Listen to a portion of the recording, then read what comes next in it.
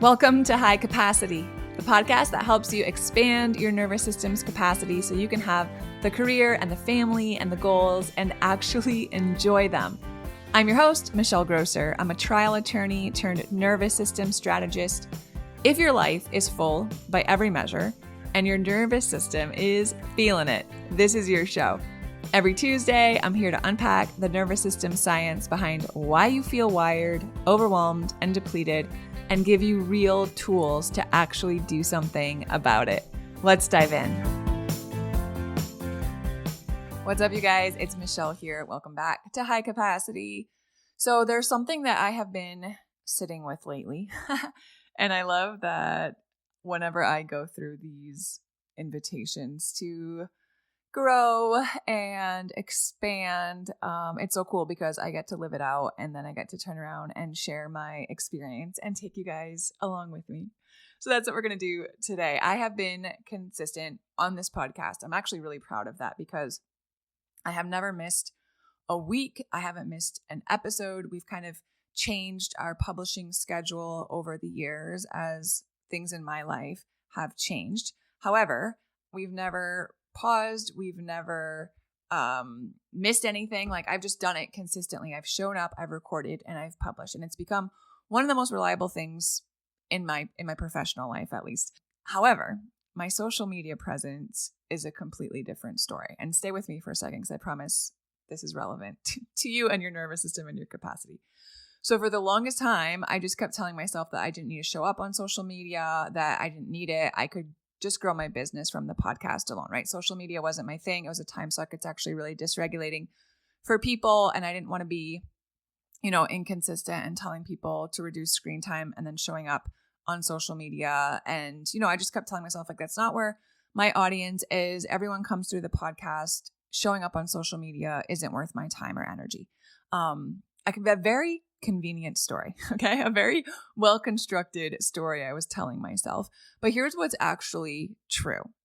For me, showing up on social media regularly to talk about the nervous system and capacity expansion and my programs and business and all of those things invited me to be seen in a really different way than showing up on the podcast, right? In the podcast or on the podcast, I can record this thing any time of day. I can look however I want to look because I usually don't do any video, which means that sometimes I record at 4:30 in the morning while my kids are still sleeping. Sometimes it's on a Saturday at 1 p.m. when I still haven't brushed my teeth yet. Sometimes it's in the evening or while they're at school or whatever. I can just fit it in wherever it's most convenient. And then it's not really publicly available how well every episode does, right? Like, sure, there are rankings on Apple Podcasts and Spotify and stuff like that, and the show does really well. But not every single episode you can see like how many likes or how many shares or how many saves or how many views. So I was showing up on the podcast, right? But showing up on social media meant that I would be seen in a different way. It meant that I could, or I would, right? I will be judged. It meant that a lot of the things that I was going to put out are going to feel super cringe. It meant that I was going to put out some stuff that was just going to bomb and it wasn't going to do well. It meant that I was going to, have to watch myself and listen to myself feel awkward on camera. And if I just didn't show up on social media, none of that would be able to happen, right? And that was true for the longest time until like a month ago. Because in my mind, subconsciously, my nervous system was pushing the story, my ego was pushing the story that I can't fail publicly at something if I just don't try to do it publicly. The podcast mic is safe for me, right? I know it. I'm familiar. I'm comfortable. I don't have to be seen, right? I'm just heard. I'm behind the mic. I'm not in front of the camera. But Instagram for me, or wherever else, didn't feel as comfortable. Like, it's super cringy for me to show up there. And so for the last, 3.5 years, I just quietly kind of opted out of social media and I called it a business strategy. And that is what I want to talk about today. Not social media, but this idea or this concept of underfunctioning. Okay. It's one face of what I want to talk about today. What I really want to talk about today is called the control loop, because lately, in the spirit of actually embodying what I teach, I've been pushing myself to show up on social media more consistently. So if you go back to my Instagram, you're going to see it was like really spotty and it looked weird different ways. And it's like I was just putting out stuff that didn't feel like me because I wasn't putting a lot of attention toward it. And then about a month ago, I'm like, no, I'm going to like go all in on this stuff. I so believe in this message and this work. And this is another avenue for me to get it out there and in the hands of more women who are raising kids who need this stuff. So what would it look like if I just went all in and played all out? So you're going to see there's more consistent posts in the last few weeks. I've been pushing myself to show up on social media. Messy, yes. Uncomfortable for sure, right? Definitely still cringe. Letting my capacity to be seen grow rather than continuing to stay hidden behind this podcast mic. And it's not because I fixed the discomfort, right? It's still really uncomfortable for me to record reels and just put them out into the social media world. But it's because I decided to move through it anyway. And that's the work, okay? So today's episode, I think it really touches on multiple capacity areas. Definitely stress capacity, right? Our capacity to be seen and how uncomfortable and stressful that is. Emotional capacity, relational capacity, because the control loop, as you're about to hear, shows up everywhere, okay? So here's the control loop in one sentence. When your nervous system perceives any sort of threat to either your safety and security or your sense of acceptance and belonging and approval, your nervous system is going to automatically default to trying to control. That's it. That's the whole thing. Okay. If your nervous system senses there is a potential threat to your safety and security or your acceptance and approval, it will automatically reach for control.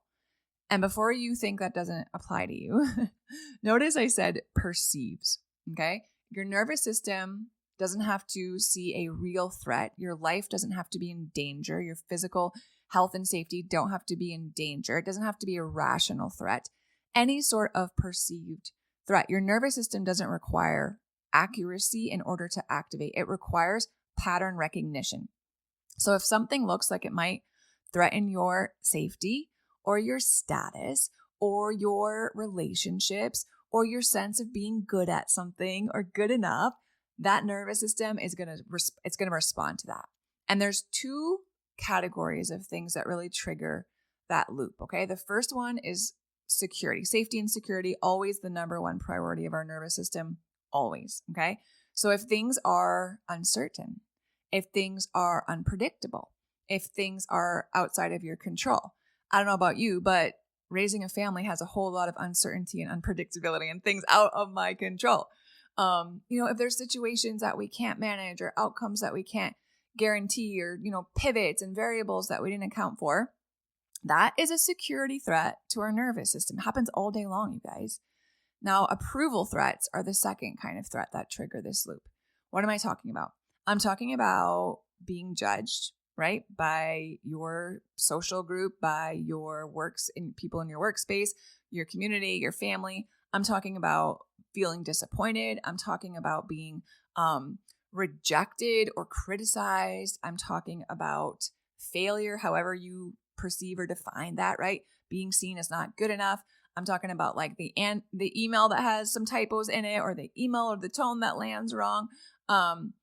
Decisions that you make that people have thoughts and ideas about. Like when either of those gets activated, a security threat or an approval threat, your nervous system is going to automatically reach for control. Okay. This is not a conscious choice that you make. This is not a decision. It's a reflex. And that reach for control, when we feel like our safety and security is threatened or our approval might be threatened, that control that we automatically go to me, as I see it, it has three different faces. Okay. There's three different sides of this thing. So the first one, the type of control, the way it shows up is that oftentimes it shows up as overfunctioning, especially with the women that I tend to attract and work with, especially with the women that join the capacity method. Holy moly, we've reached this level of dysregulation and shrunken capacity because we've been overfunctioning for decades, probably. What do I mean by overfunctioning? I mean doing more than you should be doing, right? Doing things for people that they should be doing for themselves, taking over at work, at home, fixing all the things, literally like fixing stuff. But I mean like planning ahead, making sure you have all the things, managing everyone's emotions, stepping in before anybody else has a chance to even give it a try, because that's just easier sometimes. Okay. So what am I talking about? I'm talking about when you repack the bag after your husband has packed it for the kids. I'm talking about rewriting that email that your team has already drafted. I'm talking about handling all the things for all the people, all of the school communication and the doctor's appointments and the social calendar. Because if you don't, it won't get done, quote unquote, right, or it won't get done at all, or someone will see that it didn't get done and then they'll know that you dropped the ball.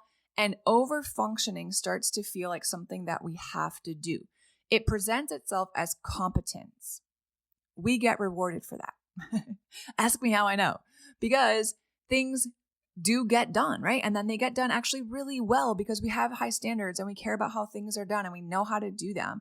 And people learn to rely on us because we're so dang reliable, right? It reminds me of this like carousel or meme or something I saw a couple weeks ago, but it wasn't like you're overwhelmed because you can't handle all of the things going on in your life. It said you're overwhelmed because you do handle all of the things.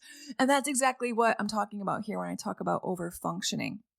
But underneath that like veneer of helpfulness and busyness and she gets it all done, there's so often, almost always, a nervous system that just doesn't, for whatever reason, just doesn't feel safe and like everything's going to be okay unless the outcome is controlled. Okay. Unless I'm the one doing it, unless my hands are in it and I can guarantee that nothing is going to slip through the cracks. And I say this with all the love, but that's not having a high standard. It's just not, because there's such a different energy behind it. Okay. Yes, I value excellence. Yes, I have standards. Yes, there are things that I care about. But what I'm talking about here is driven by fear. Okay. It's a survival strategy. It's fear that someone's going to drop the ball. Things aren't going to do well. I'm going to be judged. I'm not going to be, a good mom, like whatever the story is there. So that's the first way that this control shows up, overfunctioning. The second way that it shows up is perfectionism. Okay. A lot of people in our community, in this audience, I know have a tendency toward perfectionism. Just really high, like this internal bar, this standard that every time we kind of get close to it, it just raises, right? It's like, we're getting so close. It's like the horizon we keep running after, and then it just keeps like moving, right? And it's so different from just having high standards. High standards, I think, can be really good and helpful and useful. But when I'm talking about perfectionism, I'm talking about a standard that never actually lets you just call something done or good enough, right? The project's like almost ready to launch, but it just needs one more week of revisions. Or like that email should have just gone out and moved on to the next thing, but I've reread it 5 times and I still haven't hit send. It's sitting in my inbox, right? The presentation that's like, it's good, it's genuinely good, but there's like something in me that can't let it be enough. And that's because perfectionism isn't about quality. It's not actually about having high standards. Perfectionism isn't actually about having a spirit of excellence, or however you want to phrase it, right? It's all about protection. If something's perfect, there's nothing to criticize, right? If every T is crossed and every I is dotted, no one's going to come back and critique it.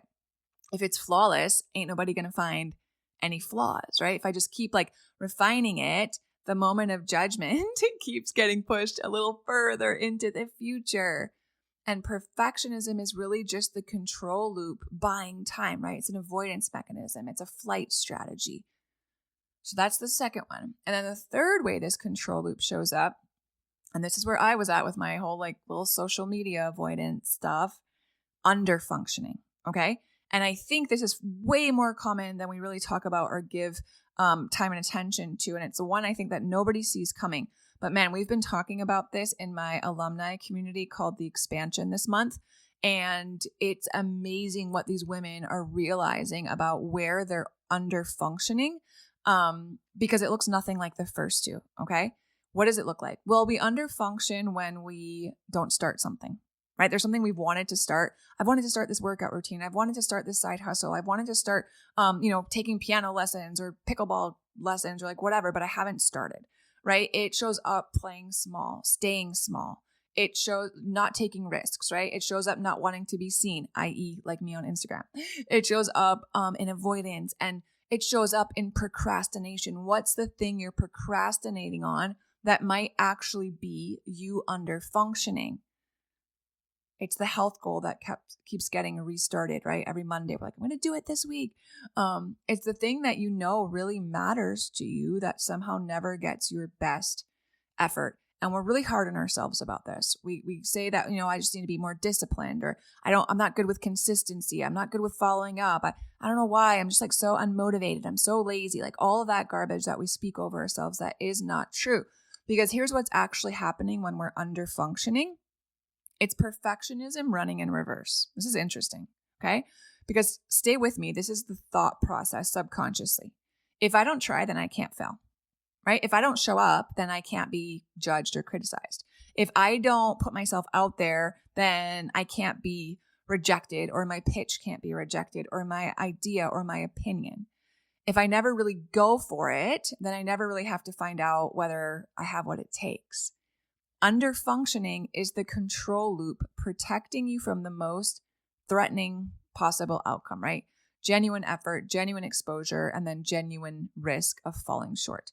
And I've spent years doing this with social media. No more. I'm going all in.